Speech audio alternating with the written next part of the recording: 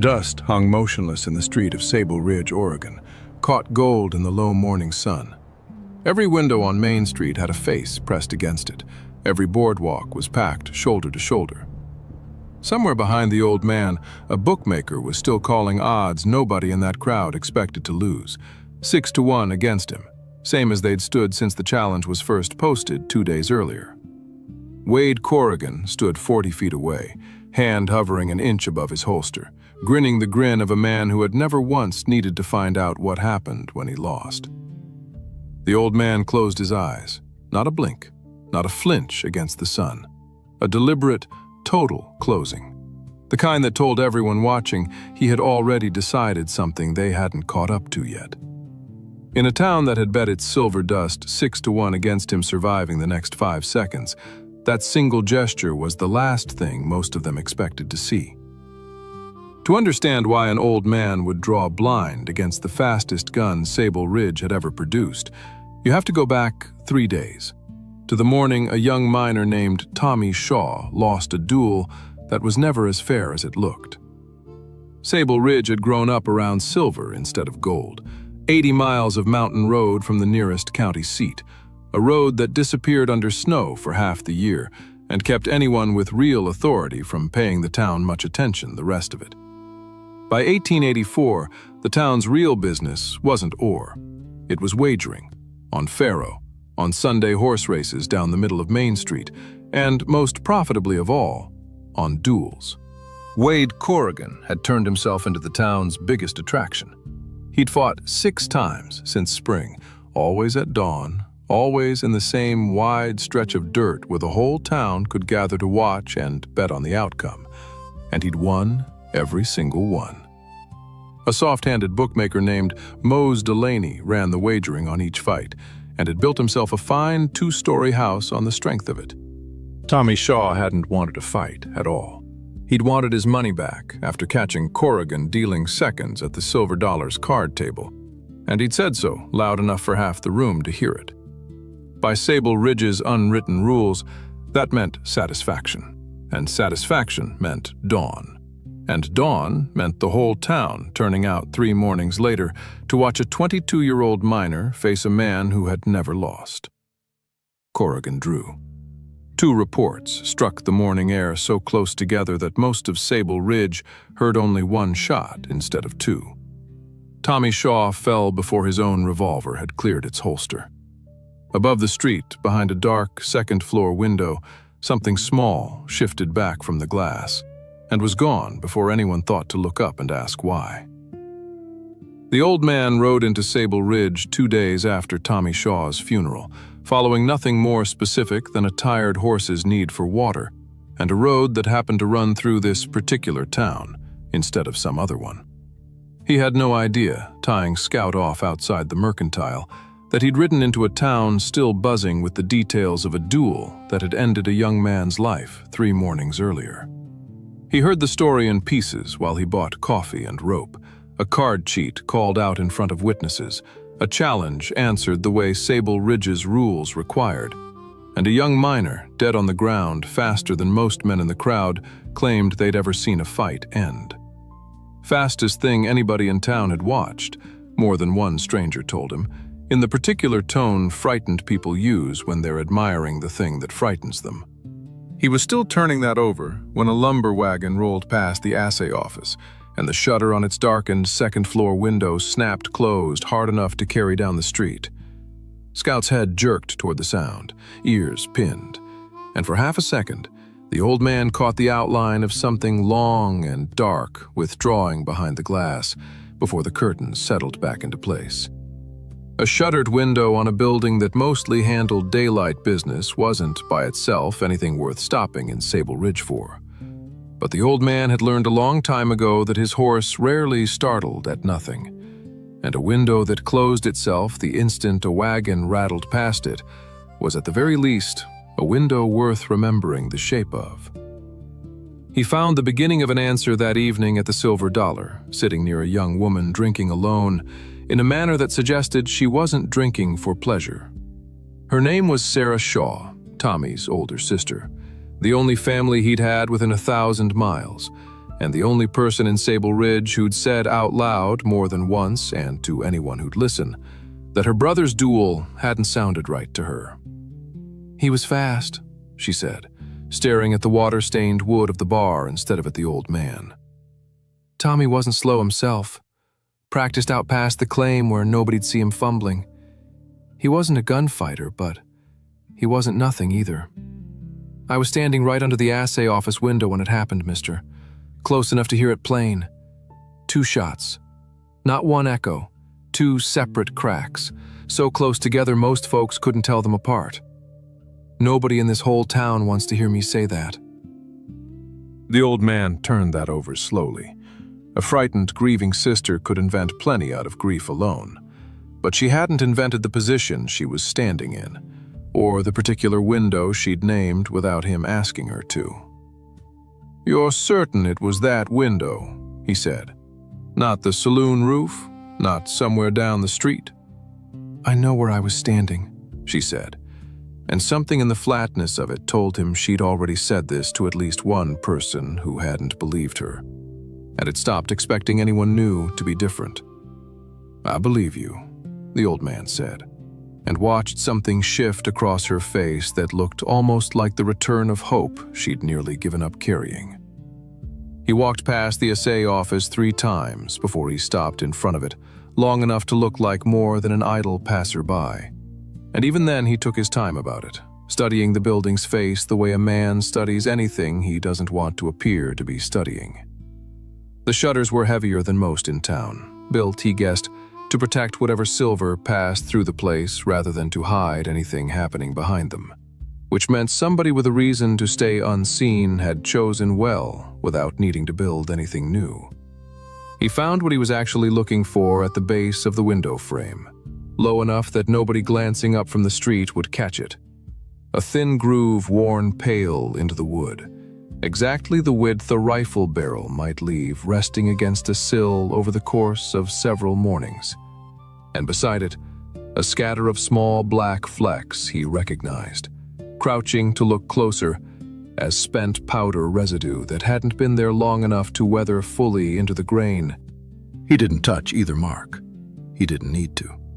He'd seen enough of both across enough years to know exactly what kind of morning left them behind. He found Mose Delaney last, working his gaming table at the Silver Dollar with the easy confidence of a man who'd never once had to explain where his money actually came from. The old man watched him set odds for the better part of an hour, never generous toward any challenger, never once across 6 fights, offering better than 4-1 against the man everybody in town already expected to lose. A man could build odds that steady on skill alone. He could also build them knowing, with absolute certainty, exactly how the morning was going to end before it started.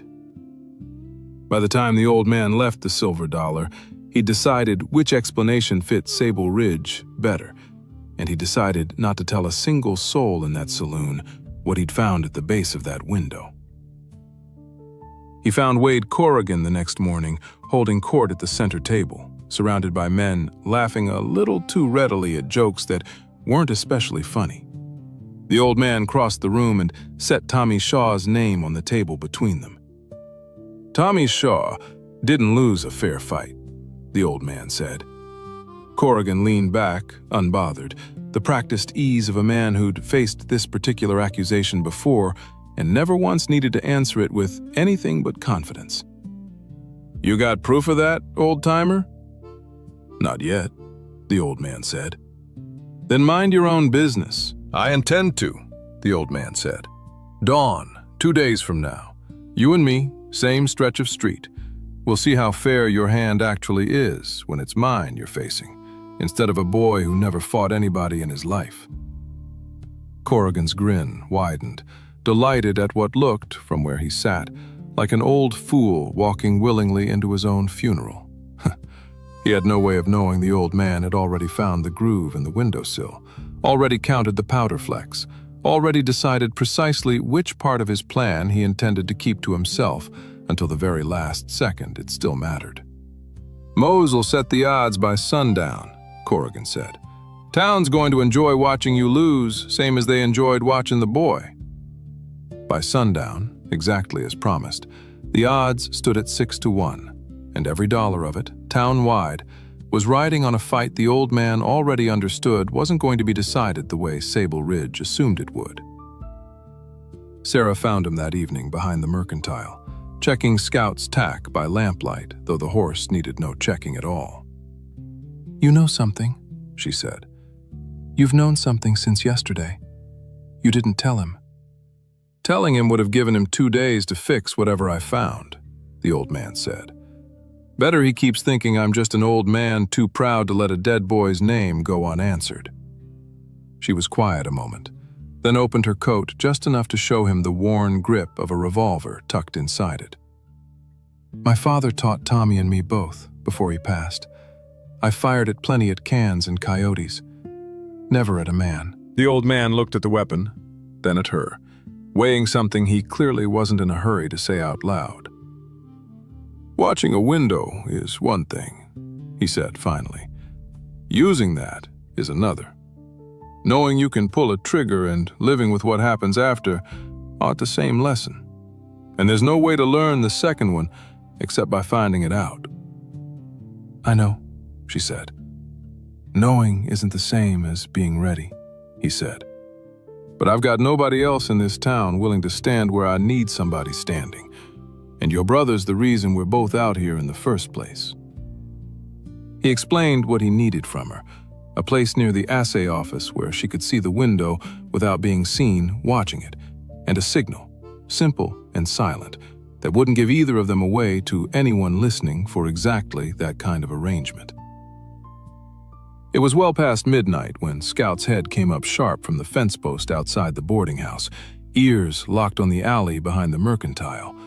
The old man was awake and moving before the sound that had triggered it, a careful, deliberate footstep, too quiet to be anybody with honest business at that hour, finished crossing the gap between the buildings. He found nothing in the alley but a shape already retreating toward Main Street, too far ahead to catch, too careful to have left anything behind worth following. What he found instead, walking the length of the street once more before returning to bed, was the assay office window boarded shut from the inside, fresh planks nailed hastily across the opening where the rifle groove had worn into the sill. Somebody had gotten nervous. Somebody had decided the old drifter asking quiet questions around town knew more than a grieving stranger ought to know, and had moved to close off the one position that had worked for 6 fights running. Sarah found the answer to it near dawn, walking the same stretch of boardwalk on her own restless circuit of the street. A narrow gap, barely wider than a rifle barrel, cut into the back of the wooden sign hanging above the assay office door, low enough to shoot through, high enough to still command the same angle down Main Street the boarded window had offered. Whoever had built it hadn't had much time to hide the fresh cut in the wood. The old man studied the new position from across the street at first light, recalculating angles he'd already spent a full day memorizing for a window that no longer mattered. He had a few hours left before dawn to adjust a plan that had just changed considerably more than he would have liked. What the old man understood about Sable Ridge's version of a fair fight was simple enough to explain without needing 30 years of anything behind it. Corrigan's draw had never been the thing that mattered. The second gun had. And a second gun hidden above the street couldn't fire without giving away, in the half-second before it did, some small signal a patient enough watcher could learn to catch. He didn't need to hear the shot before he moved. He needed to know the instant the rifle found its new gap in that sign, and for that, he needed eyes that weren't his own fixed on Corrigan, because his own would be shut. "When you see the barrel," he told Sarah, "drop this in the cup." He handed her a single coin and a small tin cup, the kind that would ring sharp and distinct against metal, a sound that wouldn't carry far but would carry exactly far enough. "I'll be listening for that, not for Corrigan's hand. He can move as early as he wants. Doesn't matter what my eyes tell me if I'm not using them." It wasn't magic, and he didn't pretend to her that it was.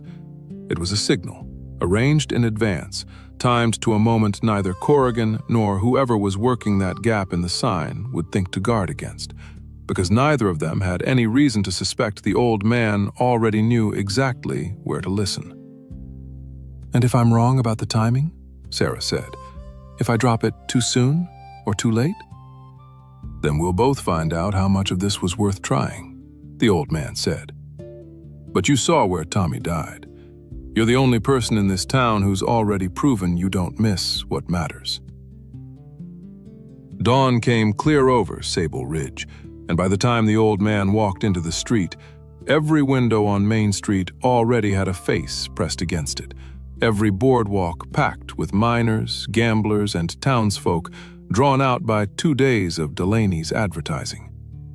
Mose Delaney worked the crowd right up until the final minute, taking last bets at 6-1, the same steady odds he'd offered on every one of Corrigan's 6 fights.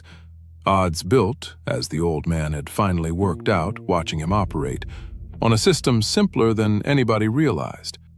Delaney never wagered $1 of his own money against the town. He pooled every bet placed on either side, skimmed 15 cents off every dollar before paying out the winners, and split what remained with Corrigan and whoever was working the rifle. It didn't matter to Delaney which way the town bet. He profited the moment anybody placed a wager at all. Sable Ridge's only deputy stood near the edge of the crowd that morning, watching same as everybody else, doing nothing to stop it, same as he'd done nothing after 5 fights before this one. A debt to Delaney's gaming tables, deep enough that questioning any of Corrigan's victories had stopped being a road he was willing to walk down a long time back. The old man found Sarah exactly where they'd planned, tucked into the shadow of the feed store with a clear line on the assay office sign, close enough to signal, far enough to stay clear of whatever happened next in the street itself. Scout stood tied nearby, ears already working, reading a tension in the gathered crowd that had nothing to do with ordinary morning noise. Wade Corrigan walked to the center of the street with his usual swagger, 40 feet separating the 2 men, and somewhere above them, hidden behind a narrow gap cut fresh into old wood, a rifle barrel began, slowly and carefully, to find its angle. "Last chance to walk away, old man," Corrigan called out, playing to the crowd the way he always did. "Sable Ridge doesn't need to watch you die for nothing." "Already decided I'm not walking away," the old man said, and closed his eyes. The crowd's murmur died into stunned silence at the sight of it, and more than one bettor in that street felt the first cold suspicion that they might have wagered their money on the wrong kind of confidence. The old man didn't move for Corrigan's hand at all. He waited, still and patient, for a sound he'd arranged 3 hours earlier to matter more than anything his eyes could have told him. The coin dropped into the tin cup, a single, sharp ring carrying just far enough across the street to reach him and no one else. The old man drew and fired in the same motion, not at the gap where Ross was hidden, but at the wooden frame around it, a shot aimed by memory and measurement rather than sight, splitting the old planking clean through and driving the rifle barrel sideways a half-second before it could find its mark. The shot meant for the old man's chest tore instead into the dirt of Main Street, and the man behind that broken frame stumbled back from the recoil of wood and iron he hadn't expected, exposed now against the window's shattered edge. Corrigan's own hand had finally cleared leather. The old man opened his eyes, found him already mid-draw, and fired a second time, clean, aimed, certain. Corrigan fell before the echo of the shot reached the far end of the street. Above the street, the man in the broken window frame, a gaunt, graying figure the old man recognized distantly as somebody who'd once carried a rifle for the army before he'd started carrying one for men like Delaney instead, steadied himself against the sill and raised the Winchester one final time. The old man's third shot reached him first. A fourth shot rang out from the crowd's confusion, not from the old man, not from either dead gunman above or below, but from Mose Delaney, who'd drawn a small hideout pistol the instant he understood exactly what the morning's revelation was about to cost him. The bullet caught the old man high in the shoulder, spinning him hard into the dust, and it was the crack of a fifth shot, close behind the fourth, that finally dropped Delaney where he stood. This one from Sarah Shaw, who'd carried her father's revolver into that street and had been the only other person in Sable Ridge willing to bet everything on the truth instead of the odds. The street went silent. 3 men down, gun smoke drifting thin over a crowd that had come to watch a fixed fight and instead watched the entire arrangement collapse in the space of a few seconds.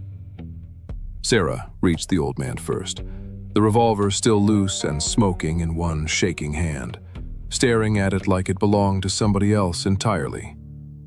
"I killed him," she said. "You stopped him," the old man said, pressing his own hand hard against the wound in his shoulder. "That isn't the same thing as saying, 'I'll sleep tonight.'" "No," he said, "it isn't. It never is, no matter how much the man deserved it." He didn't offer her anything easier than that, because he'd learned a long time ago that easier answers didn't actually make the first night any shorter. By midday, what remained of Sable Ridge's betting parlor had been picked apart by miners demanding their money back, discovering exactly how thoroughly Delaney had been skimming from every wager placed on either side of every fight, win or lose, for the better part of a year. He healed slow over the days that followed, the stubborn ache of a man well past 60 mending from a bullet wound, staying only as long as it took to sit a saddle properly again. Sarah brought him coffee each morning without being asked, and neither of them spent much time putting words to what had happened in that street, the way people sometimes find it easier to sit quietly together than to keep turning a hard thing over out loud. "I suspected Delaney might run once his whole scheme fell apart," the old man admitted, the morning he finally felt strong enough to check Scout's girth strap. "Didn't figure he'd shoot into a crowd full of his own customers to stop it happening. That was my mistake to make, and you're the one who ended up paying for it." "I'd rather have paid for it than watched you die instead," Sarah said, and there was no hesitation in how she said it. She showed him, before he rode out, the small piece of raw silver Tommy had pulled from his claim the week before he died, the one he'd told her more than once would buy them both a real house somewhere, a place she wouldn't have to work a saloon bar just to keep herself fed. It was worth less now, she said, than the bullet the undertaker had pulled out of him. The old man didn't have anything to offer that would make that arithmetic feel any fairer, and he didn't try to pretend otherwise. "Town's already calling you something," she told him instead, watching him settle his hat back into place. "Heard 3 versions by breakfast." "Let them use whatever one travels easiest," he said. "Wasn't looking to leave a name behind when I rode in." Scout carried him west out of Sable Ridge as the light climbed over the ridgeline, the town shrinking behind them into silver claims and a gaming table that would take considerably longer to rebuild than the reputation it had cost 3 men their lives protecting. The old man rode with his shoulders still stiff, still healing, carrying a story Sable Ridge was already busy shaping into something bigger than the truth had actually been. He thought less about the shot he'd made with his eyes closed than about the sound of Sarah's voice, admitting she wasn't sure she'd sleep that night, and how close his own miscalculation about Delaney had come to leaving one more family in that town with nobody left to bury. The town would remember a man who could kill without looking. He remembered something smaller and considerably harder to carry. A young woman's hand shaking around a revolver she'd never wanted to fire, and the particular arithmetic of a debt that never quite balanced, no matter how fair the fight had finally turned out to be. That's where we'll leave this one. A rigged game finally called honest. A sister who got the truth she'd fought alone to prove, and an old man who left town carrying a weight considerably heavier than the legend Sable Ridge decided to remember instead. Thank you for riding along tonight. If that closed-eyed draw had you holding your breath right along with the rest of Sable Ridge, tell us about it in the comments, and let us know where in the world you're watching from. And if you want to see where the road takes him next, I want more.